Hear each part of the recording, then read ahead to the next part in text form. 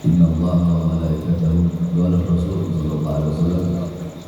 Inna Allah wa malaikatahu ahla samawati hatta namlata fi dunya wa hatta al-huda fil bahr hatta namlata fi dunya wa hatta al-huda fil bahr la yasuduna ala ma'alimin nas al-khair.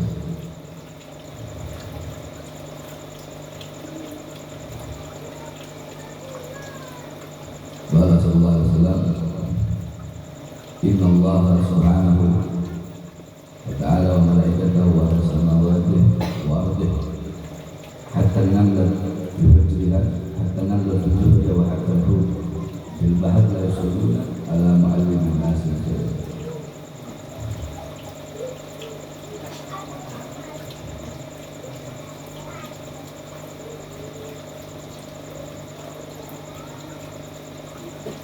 Nabi besar Muhammad sallallahu alaihi wasallam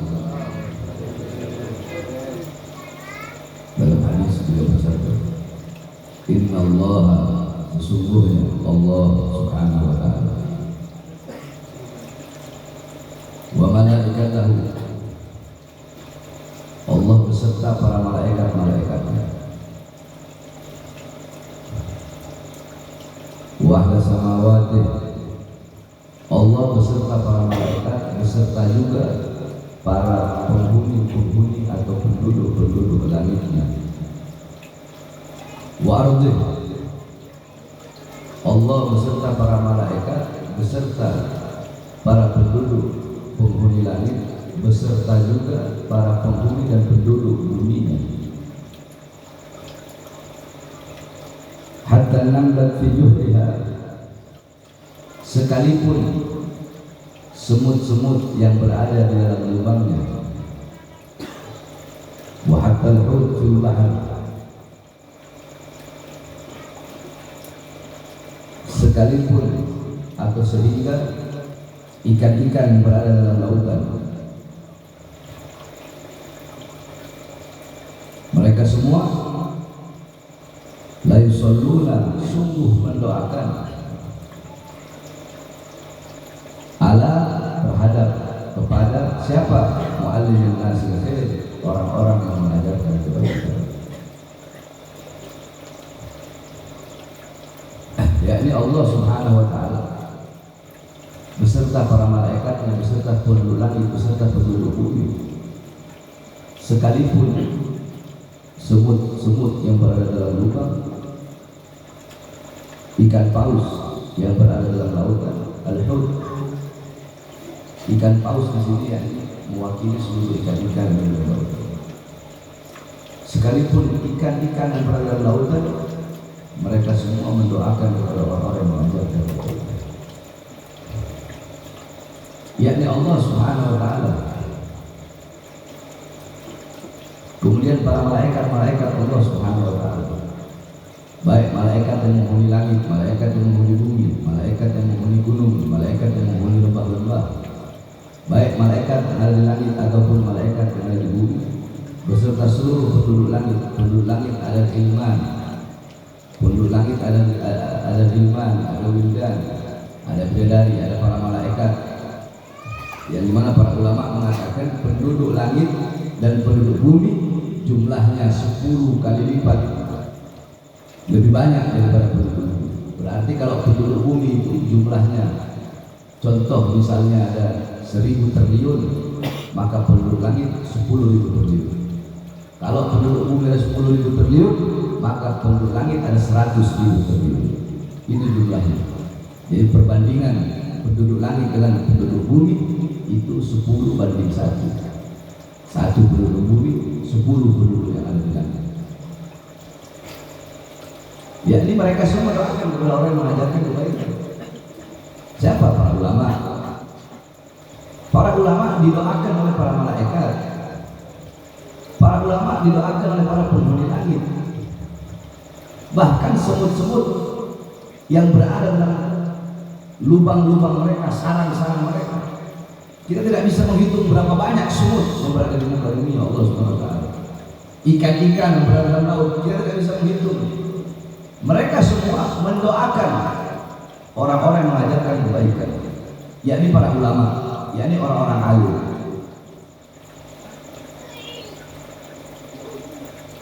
Kenapa sampai binatang-binatang mendoakan kepada para ulama?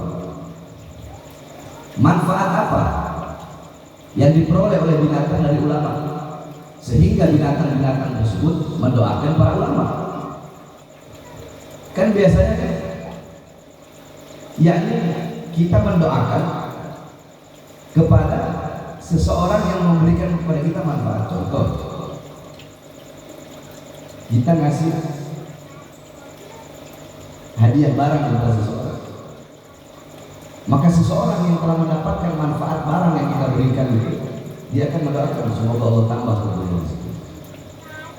Kenapa dia mendoakan? Karena dia telah mendapatkan manfaat dari kita, sehingga dia mendoakan kita. Nah, pertanyaannya, manfaat apa yang diperoleh, yang diterima oleh binatang-binatang sehingga para binatang-binatang pun ikut turut mendoakan kepada orang alim? Pastinya para ulama, orang-orang alim memberikan manfaat kepada para binatang-binatang tersebut. Pertanyaannya, apa manfaat yang diberikan para ulama kepada binatang-binatang tersebut?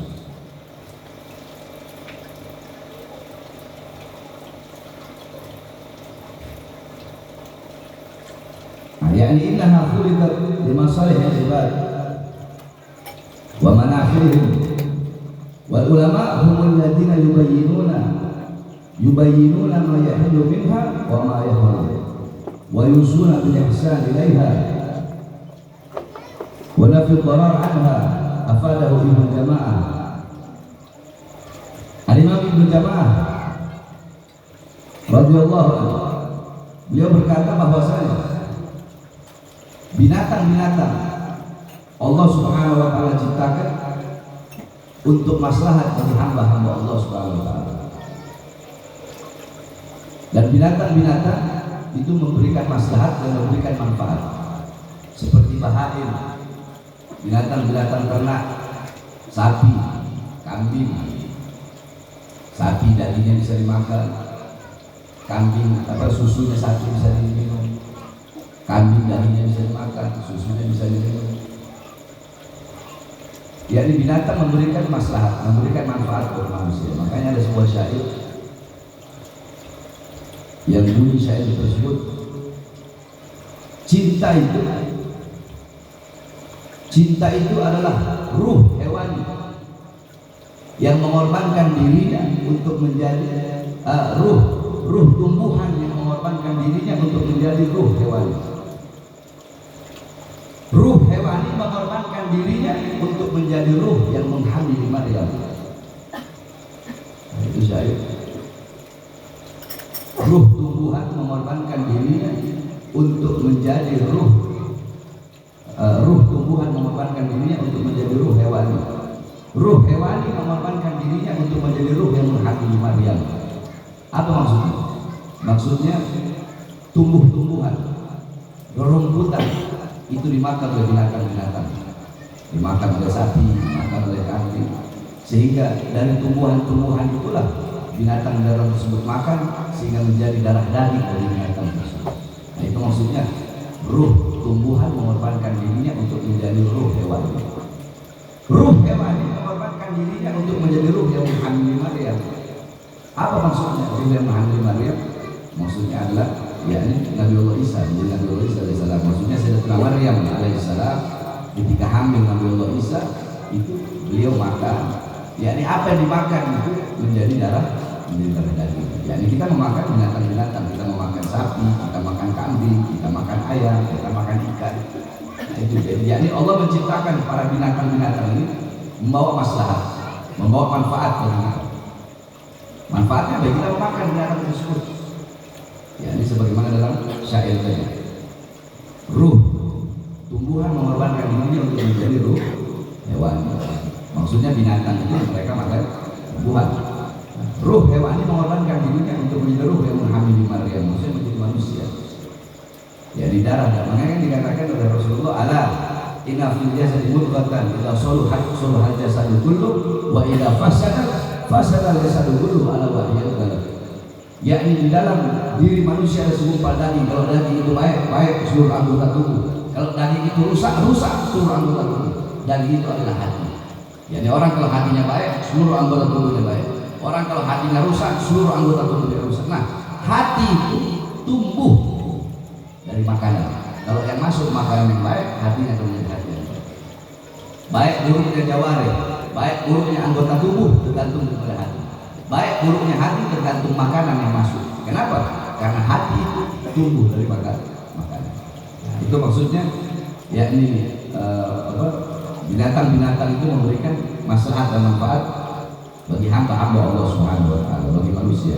Nah, adapun para ulama, al-ulama humul ladzina yubayyinuna ma yahillu minha wa ma yahrum wa yusuna bil ihsan ilaiha. Dan para ulama orang-orang yang berilmu lah, beliau-beliau yang menjelaskan, ya, beliau-beliau yang menjelaskan, yubayyinuna, beliau-beliau yang menjelaskan kepada manusia ma yahillu minha wa ma yahrum, apa-apa yang halal dari binatang-binatang tersebut dan apa-apa yang haram dari binatang-binatang tersebut. Para ulama yang menjelaskan mana binatang yang halal dimakan, mana binatang yang haram dimakan. Dan para ulama juga yang mewasiatkan kepada seluruh manusia bil ihsan ilaiha, untuk berbuat baik kepada para binatang-binatang tersebut dan mencegah manusia untuk berbuat sesuatu yang membahayakan bagi binatang tersebut. Ulama yang menjelaskan kepada manusia bahwasanya kamu harus berbuat baik kepada binatang, kamu tidak boleh menyakiti binatang, kamu harus berkasih sayang kepada binatang. Itu para ulama yang menjelaskan kepada manusia, sehingga manusia bisa tahu bahwasanya kita harus berbuat baik kepada binatang. Itulah manfaat yang diambil oleh binatang dari seorang ulama. Makanya binatang mendoakan para ulama. Kenapa? Binatang nggak bakal dia mau doain kalau tidak ada manfaat bagi dia. Apa manfaat yang didapat oleh binatang dari seorang ulama? Manfaat yang didapatkan adalah ulama tersebut menjelaskan ulama tersebut menasihatkan, mewasiatkan kepada manusia, kepada hamba-hamba Allah, bahwasanya berbuat baiklah kalian kepada binatang. Para ulama yang menjelaskan, yang membawa hadis irhamu man fil ard yarhamkum man fis sama, sayangilah, cintailah apa-apa yang ada di muka bumi Allah, maka engkau akan disayangi, maka engkau akan dicintai oleh apa-apa yang ada di langit. Man la yarham la yurham. Ulama yang menjelaskan itu, siapa yang tidak mencintai tidak akan dicintai, siapa yang tidak mengasihi tidak akan dikasihi, siapa yang tidak menyayangi tidak akan disayangi. Yang menjelaskan siapa? Bukan para ulama. Para ulama yang menjelaskan bagaimana bahwasanya kita harus mencintai apa-apa yang ada di bumi, bukan hanya mencintai, menyayangi, mengasihi sesama umat Islam saja. Bukan Rasulullah tidak bilang sayangilah, cintailah sesama Islam saja dalam hadis tersebut, tidak. Atau sayangilah, cintailah sesama manusia saja, tidak. Atau sayangilah, cintailah sesama warna kulit saja, sesama suku saja, sesama bangsa saja, sesama manusia saja, tidak. Tetapi apa-apa yang ada di muka bumi Allah SWT, entahkah itu binatang, entahkah itu tumbuhan, wajib bagi kita semua sebagai Islam, sebagai Muslim, sebagai mukmin untuk menyayangi dan mencintai. Siapa yang menjelaskan hadis itu? Siapa yang mensyaratkan hadis itu? Para ulama. Yakni menyayangi, mencintai apa-apa yang ada di muka bumi Allah SWT. Makanya bahkan kalau kita pernah belajar fikih, di situ ada yang mahurima fil kitab, apa-apa saja perkara-perkara yang haram, ma yajuzu wa ma la yajuzu fil kitab, apa saja perkara-perkara yang boleh dan perkara-perkara yang tidak boleh dalam peperangan. Contoh, kita sedang berperang, tidak boleh menebang pohon kalau tidak ada udzur untuk kayu tersebut. Pohon, tumbuh-tumbuhan, daun, nggak boleh kita jalan asal petik-petik daun. Itu kasih sayang diajarkan dalam Islam kepada tumbuhan, kepada binatang-binatang. Bagaimana kasih sayang Rasulullah? Bagaimana kecintaan Rasulullah SAW? Kelembutan Rasulullah. Sahabat ditegur oleh Rasulullah SAW. Kenapa ditegur? Karena sahabat tersebut mengasah dia punya pisau di depan binatang, di depan hewan yang akan dia sembelih. Kenapa Rasulullah tegur? Karena kata Rasulullah, walaupun engkau ingin menyembelih hewan tersebut, tapi ketika engkau ingin mengasah engkau punya pisau, maka asahlah di tempat yang tidak dilihat oleh binatang yang akan engkau sembelih untuk menjaga perasaan binatang tersebut. Kelembutan Rasulullah, kasih sayang Rasulullah, bahkan binatang Rasulullah jaga perasaannya. Bagaimana ketika Rasulullah memarahi sahabat yang ketika